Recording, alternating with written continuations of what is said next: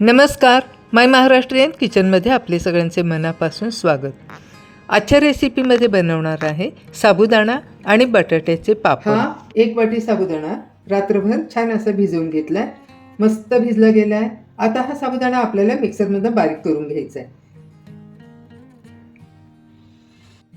आता हा मिक्सरच्या भांड्यामध्ये घालू आणि बारीक करून घेऊयात. याची पावडर करून घेऊ. साबुदाण्याची ही अशी पावडर तयार करून झाली. तुम्ही पहा, अशी बारीक अशी पावडर इथे तयार करून घेतली आहे. पल्स मोडवर बंद चालू करत हा साबुदाणा आपल्याला बारीक करून घ्यायचा आहे. 1 वाटी साबुदाण्यासाठी येथे मी 2 मोठ्या आकाराचे बटाटे घेतले आहेत. आता या बटाट्याची आपल्याला सालं काढून घ्यायची आहेत.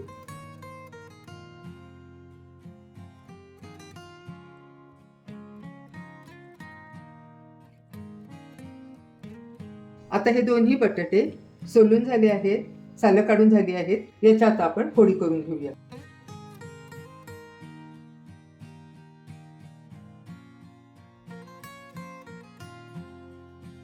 दोन्ही बटाट्यांच्या फोडी करून झाल्या आहेत. साधारण एवढ्या आकाराच्या फोडी करून घेतल्या आहेत. या फोडी आता आपण पाण्यात घालून स्वच्छ धुवून घेऊया.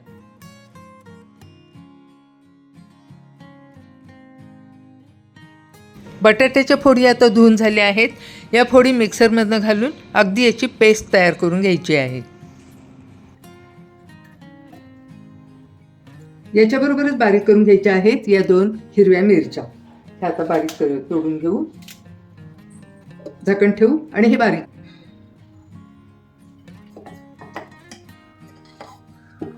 याची अशी पेस्ट तयार करून घ्यायची. आता या वाटीने मी 1 वाटी साबुदाणा घेतला होता आणि याच वाटीने आपल्याला याच्यामध्ये 6 वाट्या पाणी घ्यायचं आहे. तर आता पाहूया. 1 वाटी, 2 वाटी, 3 वाट्या,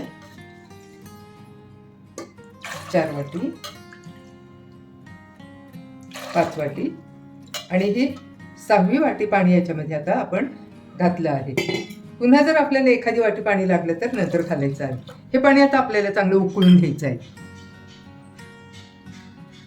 याच्यामध्ये घालू चवीनुसार मीठ आणि हे आता चांगलं उकळून घेऊया.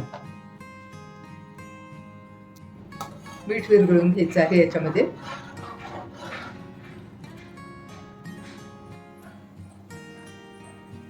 आता पाण्याला छान उकळी आली आहे. त्याच्यामध्ये आपण घालू हा बारीक करून घेतलेला साबुदाणा.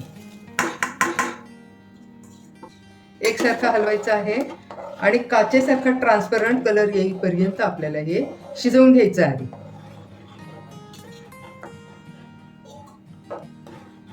प्रथम आपण साबुदाणा शिजवून घेणार आहोत.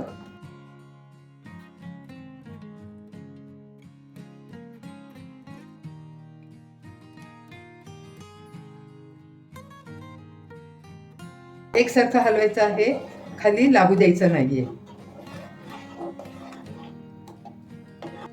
हा साबुदाणा आता काचेसारखा ट्रान्सपरंट झाला आहे, शिजला आहे. याच्यामध्ये आता आपण घालू हा मिक्सरमधनं बारीक केलेला बटाटा आणि त्याबरोबर बारीक केलेल्या याच्यामध्ये या 2 मिरच्या. हे आता याच्यामध्ये चांगलं शिजवून घेऊ.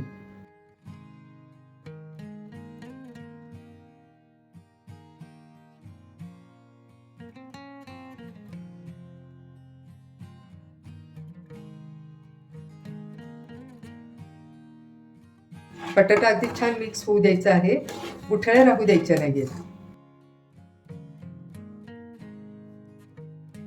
गॅसची फ्लेम मोठीच ठेवायची आहे आणि मोठ्या फ्लेमवर हे चांगलं शिजवून घ्यायचंय.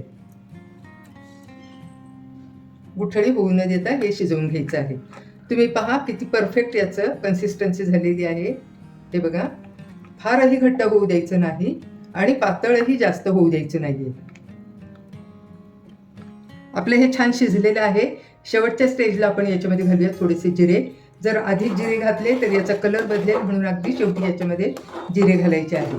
आता हे थोडंसं थंड होऊ देऊ, कारण आपल्याला हे प्लॅस्टिक पेपरवरती याच्या पापड्या घालायच्या आहेत. जर खूप गरम आपण प्लॅस्टिक पेपरवर घातलं तर ते प्लॅस्टिकला चिकटून जाईल, म्हणून थोडंसं आपल्याला हे कोमट होऊ द्यायचं आहे. याच्यावर आता झाकण ठेवून देऊ.